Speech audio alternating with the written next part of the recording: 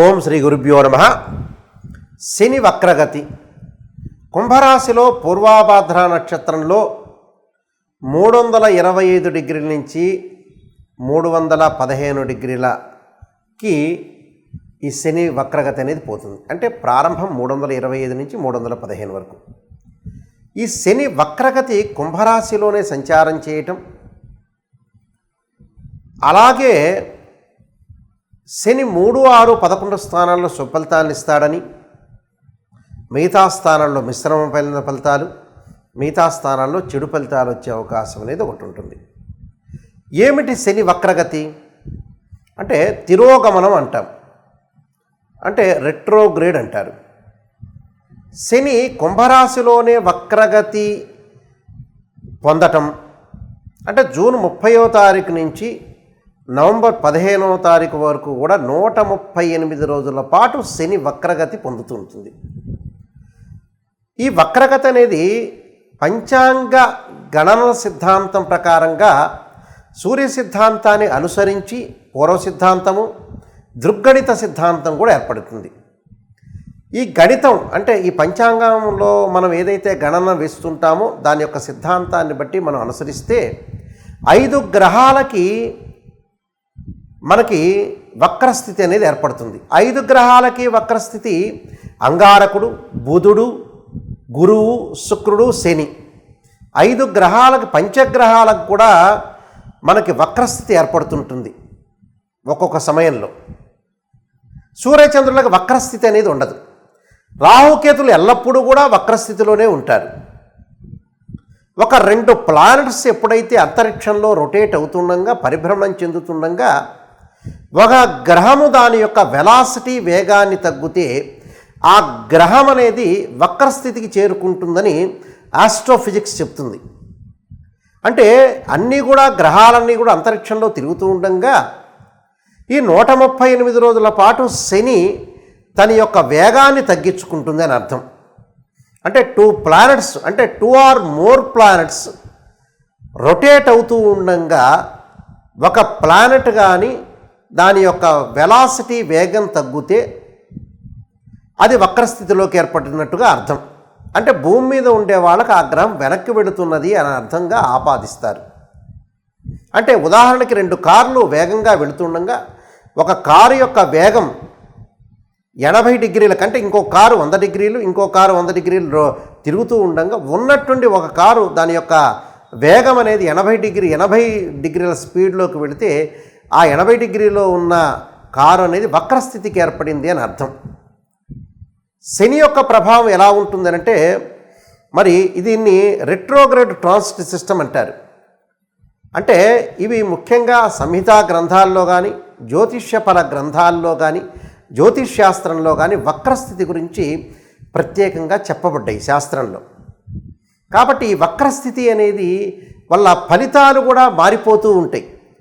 అంటే సహజంగా ఎలా ఉంటుందంటే దాని వెనక స్థానాన్ని మనం చూసుకోవాల్సిన అవసరం అనేది ఒకటి ఉంటుంది. కాబట్టి వెనక భావం యొక్క ఫలితాలు పడే అవకాశం ఉంటుంది. ఇక్కడ భావం అని కూడా కాదు, వెనకటి యొక్క స్థానం ఫలితం అనేది వచ్చే అవకాశం అనేది ఒకటి ఉంటుంది. కాబట్టి వక్రస్థితిలో చెడు మంచి యొక్క మిశ్రమాలు కలిసే అవకాశాలు ఉంటాయి. ఒక గ్రహానికి, ఒక రాశికి ఎప్పుడైతే గ్రహస్థానం అనేది మారుతూ ఉంటే, వక్రస్థితిలో మారుతుంటే ఫలితం కూడా మారిపోయే అవకాశాలు అనేవి ఖచ్చితంగా ఉంటాయి. కుంభరాశిలో శని తిరోగమనంలో ఉంటే కుంభరాశి వాళ్ళకి ఏంటంటే కొంత వెసులుబాటు జరిగే అవకాశం ఉంటుంది. అంటే జన్మరాశిలో ఎప్పుడైతే ఒక గ్రహము తిరోగమనంలో ఉంటే, వక్రస్థితిలో ఉంటే వెనక రాశి యొక్క ప్రభావం పడుతుంది. కాబట్టి ఆరోగ్య విషయంలో కొంత శ్రద్ధ, ఖర్చులు ఎక్కువగా పెట్టే అవకాశాలు ఉంటాయి. అంటే శుభ కార్యక్రమాలకు ఖర్చు పెడతారు, అశుభ కార్యక్రమాలకు కూడా ఎక్కువగా ఖర్చు పెడతారు. దాన్ని కొంత నివారణ చేసుకోండి. స్వదేశాలకు వెళ్ళటం, స్థానచలనం చేయటం, అకాల భోజనం అంటే సమయానికి భోజనం లేకపోవటం, కొంత గ్యాస్ట్రిక్ సంబంధించిన విషయాల్లో కొంత శ్రద్ధ అనేది అవసరం. బడ్జెట్ పైన కూడా శ్రద్ధ పెట్టడం అనేది చాలా మంచిది. ఇక్కడ శని తిరోగమన కాలంలో కుంభరాశి జాతకులకి కొంత గతం కంటే కూడా మంచి రోజులని చెప్పుకోవచ్చు. అంటే ఆత్మవిశ్వాసం బాగా పెరగటం, అన్ని రంగాల్లో పురోగాభివృద్ధి సాధించే అవకాశం, అలానే ఆదాయ వనరులు గణనీయంగా పెరగటం, ఉద్యోగస్తులకు ప్రమోషన్లు వచ్చే అవకాశం, కష్టానికి తగ్గ ఫలితం వచ్చే అవకాశం ఉంటుంది. అంటే మానసికంగా ఒత్తిడి బాగా పెరుగుతుంది, చేసే పని చెడిపోయినట్లుగా భావించే అవకాశాలు ఉంటాయి. అంటే మానసికంగా ప్రెజర్ వచ్చే అవకాశాలు ఉంటాయి. ఈ సమయంలో కోపాన్ని, ఆవేశాన్ని అదుపులో ఉంచుకోవటం, ఉద్యోగాన్ని పనిచేసే చోటనే కొంత అధికారుల ద్వారా కొంత ఇబ్బందికరమైన పరిస్థితులు ఏర్పడుతూ ఉంటాయి. మీరు ఇబ్బంది లేకుండా లౌకిక భావంతో ముందుకు వెళ్ళండి. జీవితంలో కొన్ని అడ్డంకులు, పనులలో ఆలస్యం, కొత్త సవాళ్ళు, అంటే మనం అనుకున్న వ్యక్తులు ఎవరైతే ఉంటారో మంచివాళ్ళు, వాళ్ళు చెడ్డవాళ్ళు అయ్యే స్థితికి వచ్చే అవకాశం అనేది ఈ 138 రోజుల పాటు ఉంటుంది. కాబట్టి మౌనం వహించండి. అంటే అతిగా మాట్లాడకుండా ఉండటం మంచిది. ఖర్చు కూడా అతిగా ఖర్చు చేసుకోకూడదు. అలాని మీకు బాగా సంవత్సరాల పాటు తెలిసిన వ్యక్తులతో కాదు, స్నేహితులతోటి. ఉదాహరణకి మీకు చాలా సంవత్సరాల తర్వాత ఒక 40 సంవత్సరాల క్రితం వ్యక్తులు ఉంటారు, ఫ్రెండ్స్. అలాంటి వాళ్ళతో కాదు. అలాంటి వాళ్ళతో ఎప్పుడు కూడా మీకు కుంభరాశి వాళ్ళకి మీరు ట్రావెల్ అవుతుంటారు కంపల్సరీ కూడా. దానిలో ఇబ్బందికరమైన పరిస్థితులు లేవు. ఎక్కువగా కుంభరాశి వాళ్ళు ఏంటంటే మీనరాశి వ్యక్తులతోటి ఎక్కువ లైఫ్ లాంగ్ ట్రావెల్ చేయగలుగుతారు. అంటే మరణించే వరకు ట్రావెల్ చేయగలుగుతారు, అందులో నో డౌట్ ఇట్. అలానే శ్రద్ధ పెట్టడం, తొందరపడి నిర్ణయాలు తీసుకోకూడదు, ఆచితూచి అడుగు వేయాలి. వివాహాది శుభ కార్యక్రమాల్లో కూడా ఆలోచనలు పెట్టి ముందుకు వెళ్ళాలి.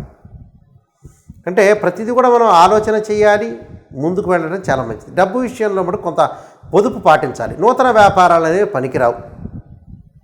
ఏదైనా సరే కొత్త వ్యాపారాన్ని మనం ప్రారంభం చేసేటప్పుడు మన జాతకం అనేది చూసుకోవాలి. వ్యక్తిగత ఇవన్నీ కూడా గోచారం, వ్యక్తిగత జాతకాన్ని కూడా అనుసరించాలి, గోచారాన్ని కూడా క్లబ్ చేసుకొని ముందుకు వెళ్ళాలి. అంటే this is the transit system అంటారు. ఇందులో రెట్రోగ్రేడ్ ట్రాన్సిట్ సిస్టమ్ అయింది యాక్చువల్గా. అందువల్ల శ్రద్ధ పెట్టాలి. అంటే అకాల భోజనం ఉంటుంది, సమయానికి శ్రద్ధతో తినాలి. మీరు మానసికంగా ఒత్తిడి తగ్గించుకొని ప్రశాంతంగా ఉండాలి. ఖర్చుల్లో విషయంలో కూడా ఉండాలి. శుభ కార్యక్రమాలు, అశుభ కార్యక్రమాలకు కూడా కొంత ఖర్చు చేసే అవకాశాలు ఉంటాయి. లేనిపోని ఒకటి కొంటే ఇంకోటి ఫ్రీ అన్నట్టుగా డబ్బులు కొని తెచ్చుకోవద్దండి, అనవసరంగా రిస్క్ చేసుకోవద్దండి. అలానే కోపాన్ని, ఆవేశాన్ని, ఒంటరితనాన్ని విషయంలో 10 మందితో తిరగటం అనేది అలవాటు చేసుకోవాలి. ముందుకు వెళ్ళటం అనేది చాలా మంచిది. దానితో పాటు విద్యార్థులకు ఏకాగ్రత కోల్పోతుంది కాబట్టి దక్షిణామూర్తి శ్లోకాన్ని పఠించండి. స్త్రీలకు కూడా ఉన్నతమైన అభిప్రాయాలు కలిగే అవకాశాలు ఉంటాయి, కానీ మానసికంగా ఒత్తిడి అనేది బాగా పెరుగుతాయి, భయం కూడా పెరిగే అవకాశాలు ఎక్కువ ఉంటాయి. అయితే దీనికి ప్రత్యేకంగా కొన్ని పరిహారాలు చేసుకోవాలి వీళ్ళు. శని యొక్క ఆరాధన చేసేటప్పుడు తప్పకుండా కుంభరాశి వాళ్ళకి పాత ఒక రెమెడీ అనేది చెప్తాను. మన ఇంట్లో బియ్యం ఉంటే బియ్యాన్ని దంచితే నూకలు అవుతాయి. ఆ నూకలు, పంచదార, నల్ల నువ్వులు తీసుకొని శనివారం పూట శివాలయంలో ప్రదర్శన చేయాలి. అంటే అవి పొట్లం కట్టుకొని ఒక కాగితంలో కట్టుకొని మనం చుట్టూ ప్రదర్శన చేయాలి. 9 ప్రదర్శనలు చేసిన తర్వాత మన దగ్గర ఉన్న నూకలు, పంచదార, నల్ల నువ్వుల్ని నల్ల చెమలకు వేయాలి. ఒక నల్ల చెమలు లేదనుకోండి, ఒక మూల మీద ఆ దేవాలయంలో వేయండి. తర్వాత నల్ల చెమలు వచ్చి తింటే శని యొక్క దోషం పోతుంది. ఇది ఖచ్చితంగా చేయాలి. తర్వాత రుద్రగాయత్రి మంత్రం ఉంటుంది. తత్పురుషాయ మహాదేవాయ ధీమే తన్నో రుద్ర ప్రచోదయాత్ అనే మంత్రాన్ని శరీరే జర్జరీభూతే వ్యాధిగ్రస్తే కలేవరి ఔషధం జాహ్నవీతోయం వైద్యో నారాయణ హరి అనే మంత్రాన్ని కూడా చక్కగా చదువుకోండి. మీకు అన్నీ కూడా మంచి జరిగే అవకాశం ఖచ్చితంగా ఉంటుంది. కుంభరాశి వాళ్ళందరికీ కూడా మంచి జరగాలని ఆశిస్తూ సర్వే జనా సుఖినో భవంతు.